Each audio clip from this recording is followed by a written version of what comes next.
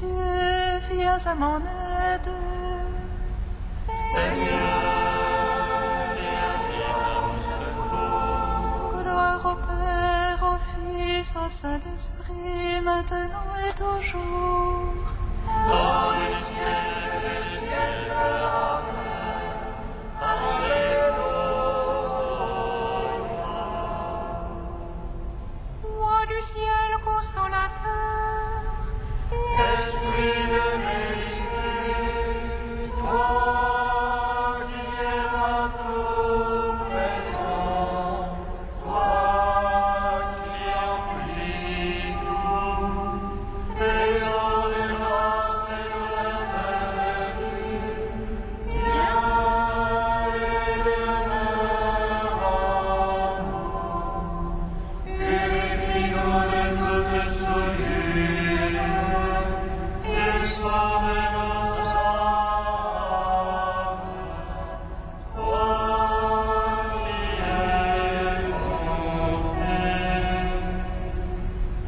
roi du ciel consolateur, esprit de vérité, toi qui es partout présent, toi qui emplis tout, présent de grâce et de maternité, viens et demeure en nous.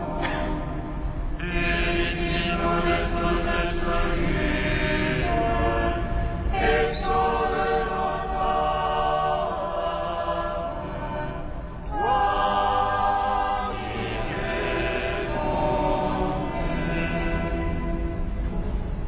Seigneur, en ce deuxième jour de la semaine de prière pour l'unité des chrétiens, nous te bénissons pour le don et le témoignage de la vie religieuse dans l'Église et dans le monde.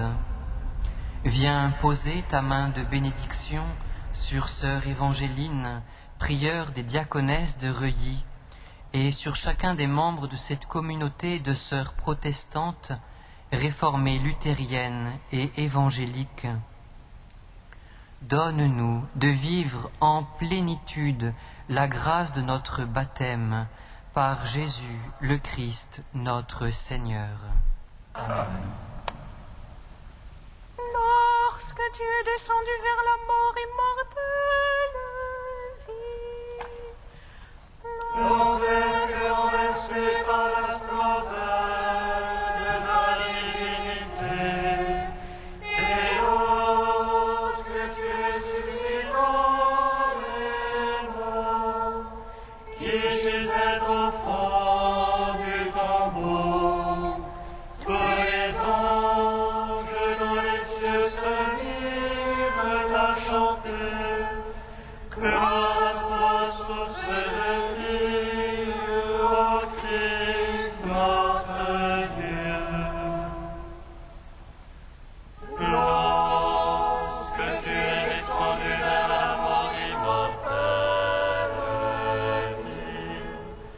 l'enfer fut renversé par la splendeur de ta divinité. Et lorsque tu ressuscitas les morts, qui gisaient au fond du tombeau, tous les anges dans les cieux se mirent à chanter. Gloire à toi, source de vie, ô Christ notre Dieu. Lorsque tu es descendu de la mort immortelle, l'enfer fut renversé par la splendeur de ta divinité. Et lorsque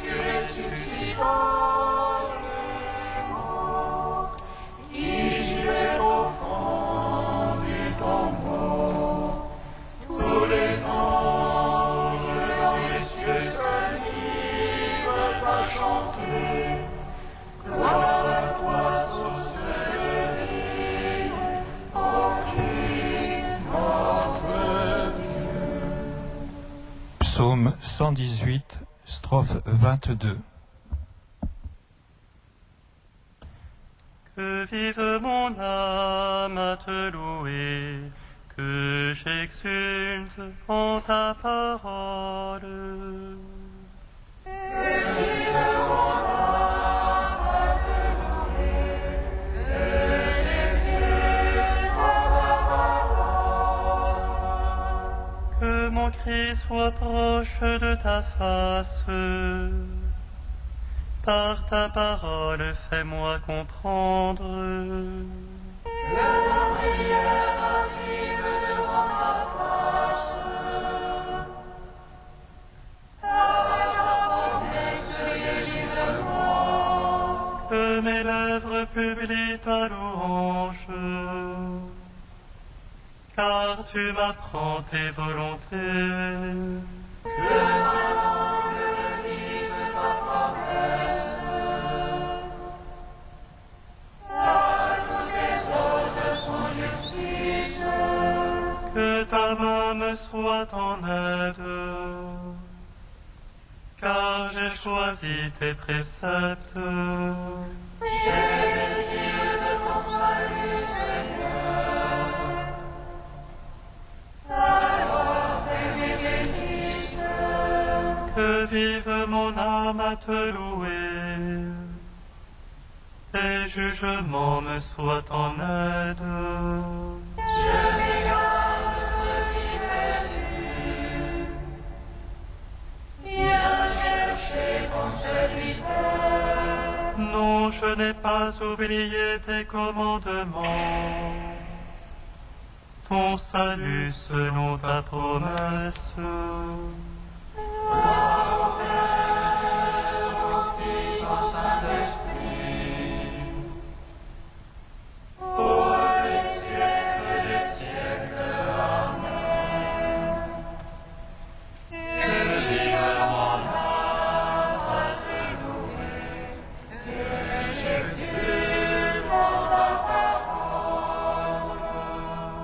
Psaume 23.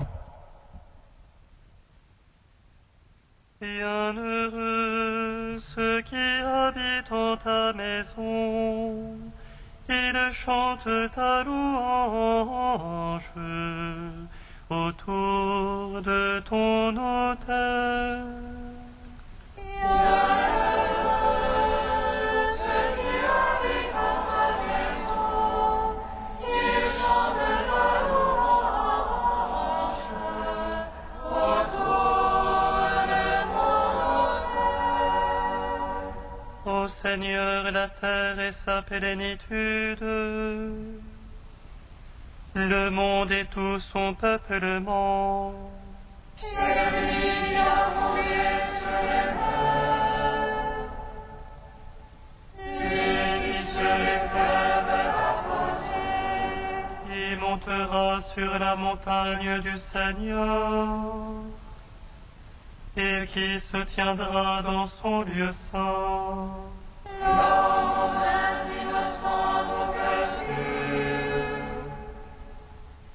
il appellera nos crimes nos vanités. À lui la bénédiction du Seigneur, la justice du Dieu son Sauveur.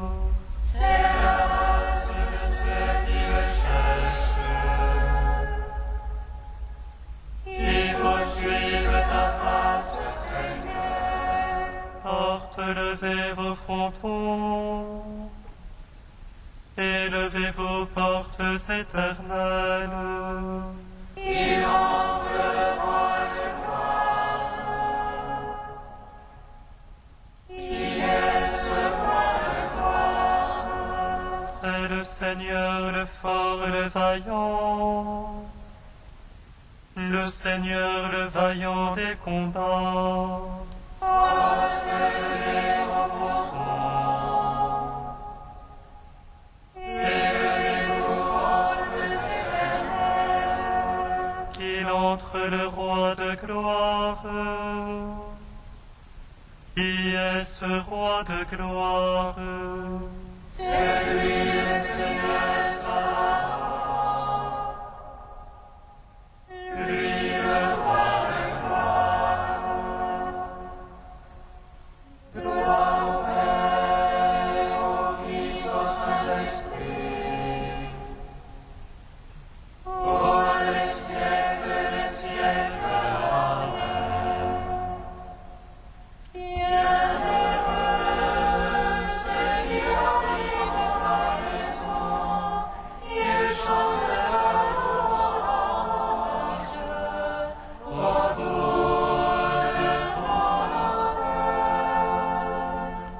Psaume 25. Justice pour moi, Seigneur, moi je marche en ma perfection. Justice pour moi, Seigneur, je m'appuie sur le Seigneur et ne dévie pas.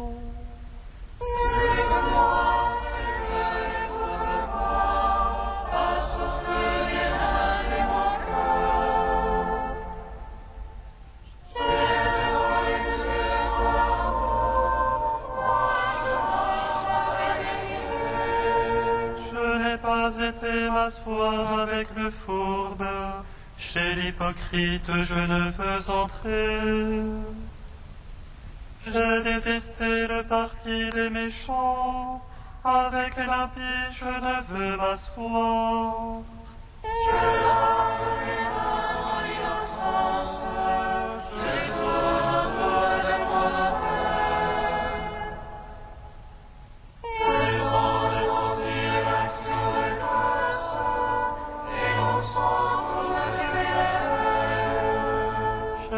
La beauté de ta maison et le lieu du séjour de ta gloire.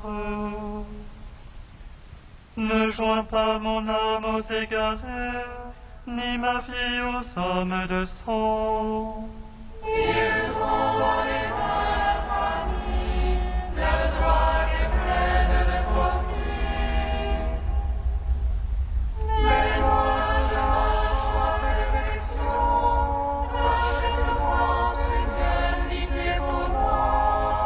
Mon pied se tient en droit chemin, je te bénis, Seigneur, dans l'assemblée. Gloire au Père, au Fils, au Saint-Esprit, pour les siècles des siècles. Amen. Bienheureux ceux qui habitent dans ta maison, ils chantent ta louange.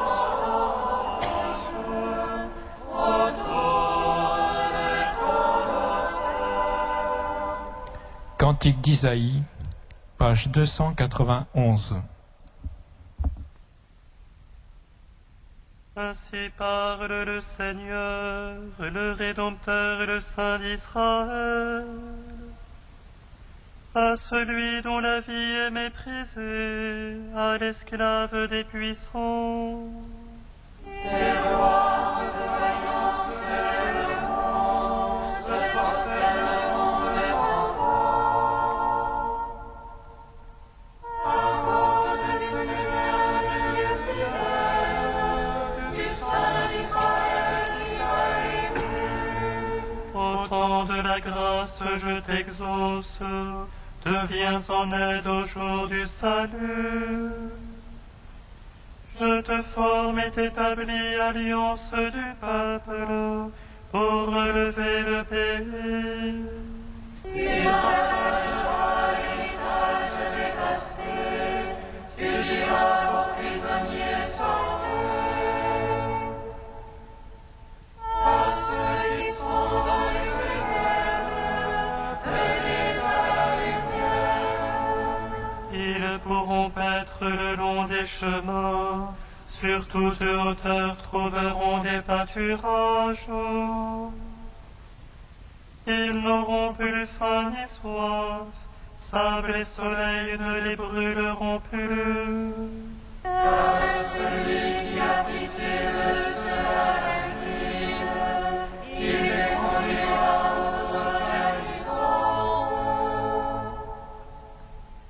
Il fera de toute montagne des chemins, les routes seront relevées. Cieux et terre tressaillés d'allégresse, montagnes éclatées en cris joyeux.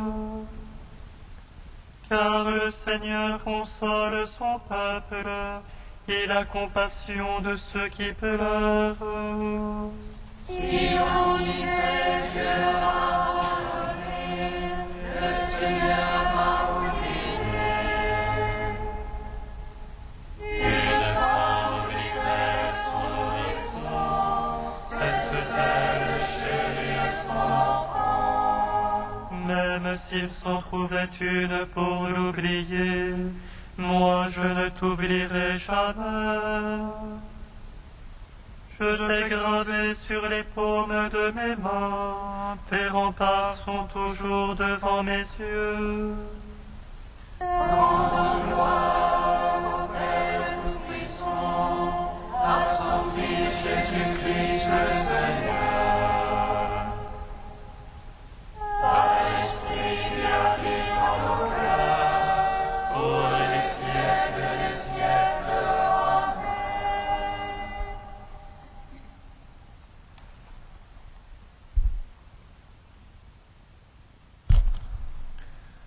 Du Père Mata El Maskin, prière, Esprit Saint et unité chrétienne. Rechercher l'unité avant de parvenir à un état de complet abandon du cœur, de l'âme et de l'esprit à Dieu, c'est aboutir soit à un conflit affectif, chacun recherchant l'unité pour soi, soit à une illusion intellectuelle, en demandant l'unité pour elle-même, comme l'exigence nécessaire d'une foi conséquente. Or, l'intelligence, ne l'oublions pas, est une force que l'affectivité exploite tant que l'homme n'est pas parvenu à l'état d'abandon total à Dieu. Rechercher l'unité hors de soi, c'est s'égarer dans le domaine de l'objectif et des spéculations. Or, le domaine objectif occasionne toujours l'opposition des points de vue et d'insolubles désaccords. On le considère sous des angles différents, car chacun a sa propre optique qui lui paraît la seule vraie, alors que pour les autres, elle ne l'est pas du tout. L'unité n'est pas un objet qui puisse être examiné du dehors seulement de façon théorique. L'unité est initialement une réalité divine et par conséquent une vérité. Or, la vérité divine n'a pas d'angle changeant, ni l'ombre d'une variation. Elle est vue par tous en sa totalité, en une seule fois, car elle est simple. Lorsque Dieu habite le cœur de l'homme et s'y manifeste, le cœur se remplit des attributs de Dieu et saisit l'unité en sa profondeur et en sa vérité.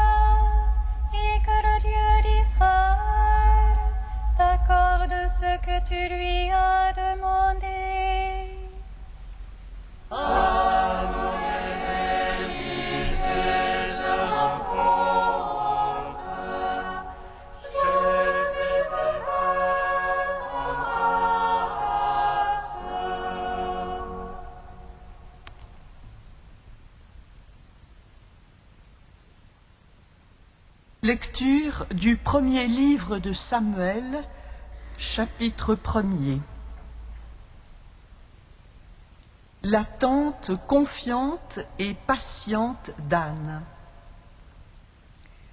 Il y avait un homme de Ramathaïm Tsophim, de la montagne d'Éphraïm.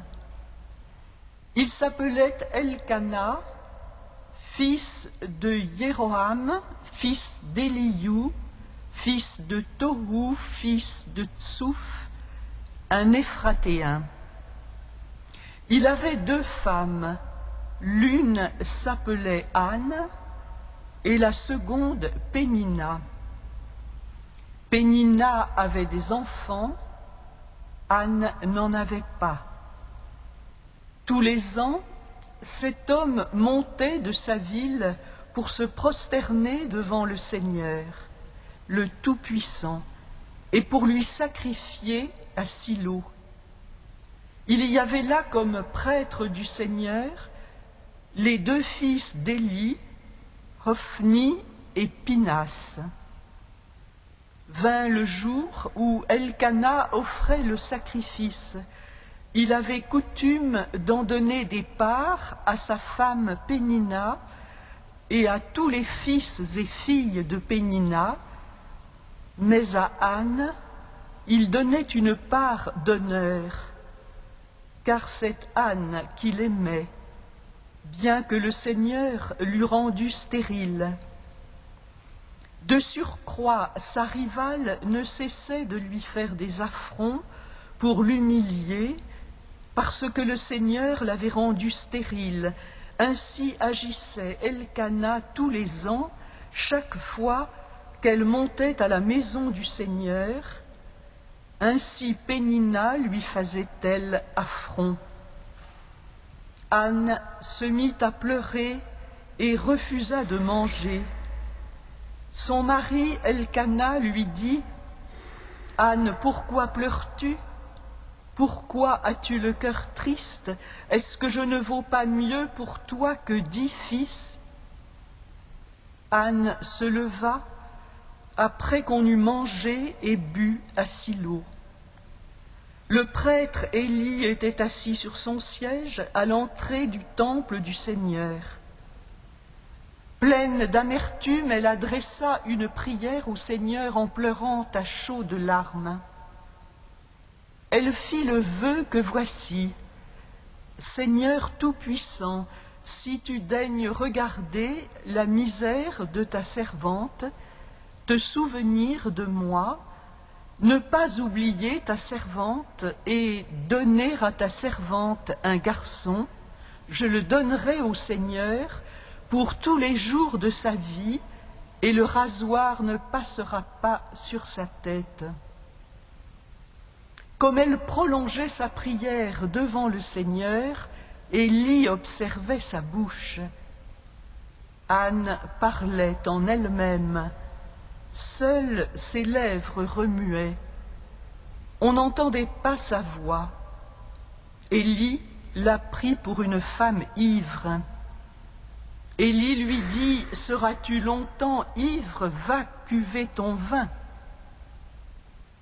Anne lui répondit « Je ne suis pas, mon Seigneur, une femme entêtée, mais je n'ai bu ni vin ni rien d'enivrant, je m'épanchais seulement devant le Seigneur.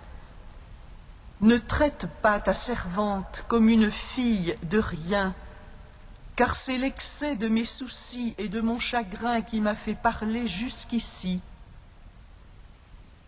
Élie lui répondit « Va en paix, et que le Dieu d'Israël t'accorde ce que tu lui as demandé. » Elle dit « Que ta servante trouve grâce à tes yeux. » La femme s'en alla, elle mangea et n'eut plus le même visage.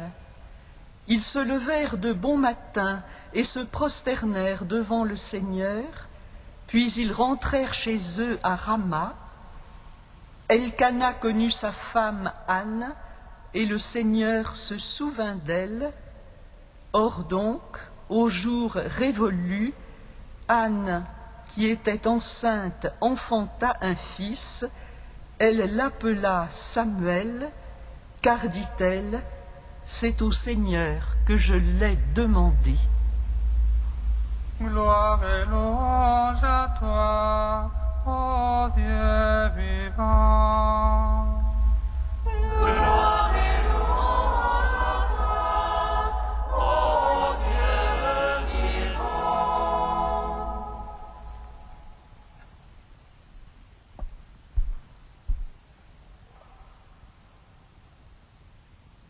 C'est sans doute un texte d'une longueur inhabituelle,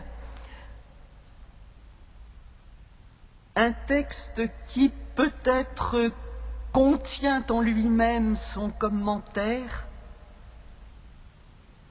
l'exaucement que le Seigneur va donner à une attente patiente. Mais quelques mots sur cette attente. Une femme, Anne, aimée et stérile, ne pouvant se résigner.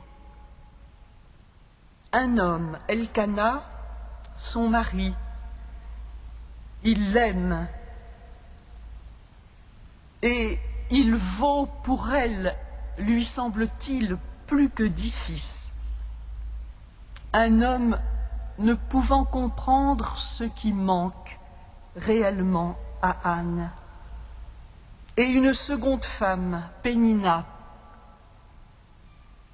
féconde, socialement reconnue, bien qu'elle ne soit pas aimée de cet essentiel de l'amour, et ne pouvant se situer, semble-t-il, sur un autre registre que celui de la jalousie, du mépris, de la victoire remportée sur une rivale. Les années passent. Anne attend. Elle espère. L'attente se prolonge. C'est un texte extrêmement concret, ce texte que nous avons lu, dans lequel nous pouvons profondément nous retrouver dans les dimensions diverses de notre attente. Une attente qui se prolonge. Elle est mesurée dans le texte au nombre des enfants qui sont donnés à Pénina, 10, 12. Anne est-elle transformée dans l'attente? Oui, elle est transformée. Elle est transformée par une immense douleur. Et il ne nous faut pas avoir honte de la difficulté et des douleurs que nous pouvons, bien que croyants, connaître, éprouver dans nos attentes. Elle est humiliée, elle pleure, elle refuse de manger, envahie par la tristesse, inaccessible à la consolation de son mari, pleine d'amertume. Et jusqu'à son regard, à son visage, qui est changé par cette attente, usé par l'attente, comme le diront les psalmistes. L'attente, fut-elle l'attente du Seigneur, une épreuve qui se grave dans l'âme et dans le corps. Oui, Anne est transformée, elle est défigurée, et pour nous qui lisons ces textes à la lumière de notre foi chrétienne, avec le visage du Christ en arrière-plan de notre lecture, nous comprenons plus profondément encore peut-être ce qu'être transformé, défiguré peut signifier. Elle est aussi transformée, atteinte, défigurée dans sa dignité, et elle atteint sa propre limite dans sa capacité d'attendre lorsque le prêtre lui-même fait cette méprise bouleversante. Tu es ivre. L'attente persévérante. Je ne suis pas une femme entêtée. Oui, comment discerner dans nos attentes l'entêtement, l'obstination de la persévérance? Cela est quelquefois très subtil à discerner. Anne persévère dans l'attente et voilà que se produit à l'extrême pointe sans doute de sa capacité d'attendre, de son endurance, se produit l'un de ces moments auxquels le père Mathaï Mesquine faisait allusion dans le texte que nous venons d'entendre, l'un de ces moments où, en effet, ce n'est plus l'intelligence, la réflexion, la volonté qui sont en jeu, mais un kairos, un moment de Dieu où l'homme risque son tout en disant à Dieu, en le mettant au défi, « Seigneur, si tu te souviens de moi, je te ferai offrande du Fils que tu me donneras. » Prière folle, prière de la foi. Et puis, ce sont les versets 16 à 18. En 3 versets se joue un retournement. Élie, le prêtre, qui, avec une humilité qui passe inaperçue en un sens, reconnaît son erreur. Et cela est à peine formulé. Ce n'est formulé qu'à travers la bénédiction « va en paix » qu'il lui donne soudain à cette femme sur laquelle il s'était mépris. Retournement. Anne part en paix. Oui, son attente à nouveau la transforme, car elle mange. Elle n'a plus le même visage, nous dit le texte. Tout le monde part avec une certaine légèreté dans l'espérance. Se laisser transformer dans l'attente patiente du Seigneur, c'est une épreuve, c'est un acte de foi qui va jusqu'à l'extrême, et je pense que nos frères et sœurs chrétiens de Pologne qui ont construit et proposé cette semaine de prière pour l'unité l'ont fait à partir d'une expérience de l'attente du Seigneur qui est bien allée jusqu'à l'extrême pointe de la foi. Que dans notre attente de l'unité de l'Église, nous soyons comme Anne, actifs, engagés, persévérants, non pas obstinés sur nos propres visions d'unité possible, mais tout entier, consentant à ces retournements de situation dont l'Esprit Saint a le secret. Toute la parole de Dieu en témoigne pour nous.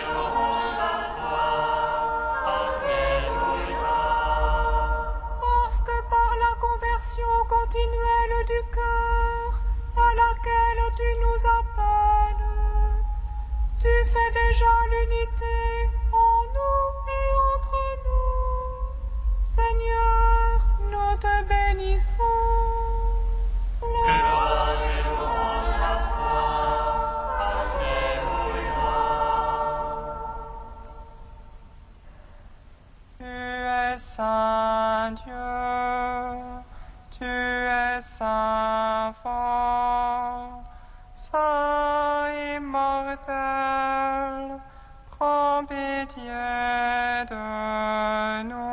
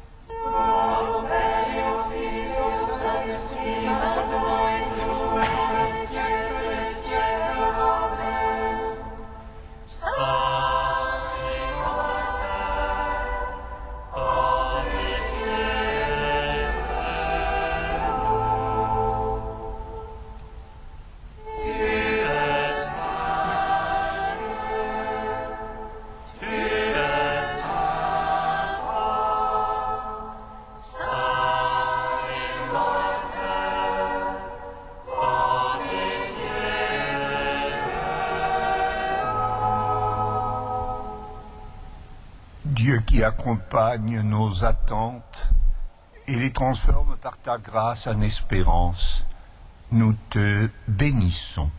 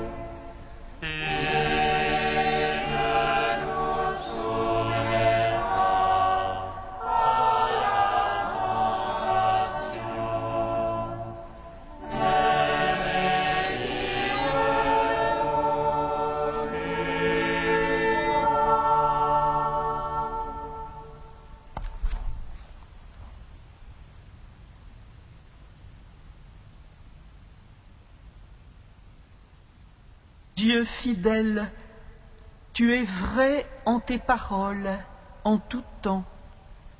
Fais que, comme Jésus, nous soyons patients et confiants en ton amour inébranlable. Illumine-nous par ton Esprit Saint, afin que nous ne fassions pas obstacle à la plénitude de ta justice par nos jugements hâtifs, mais que nous discernions ta sagesse et ton amour en toutes choses, toi qui vis et règnes pour les siècles des siècles. Amen. Bénissons le Seigneur.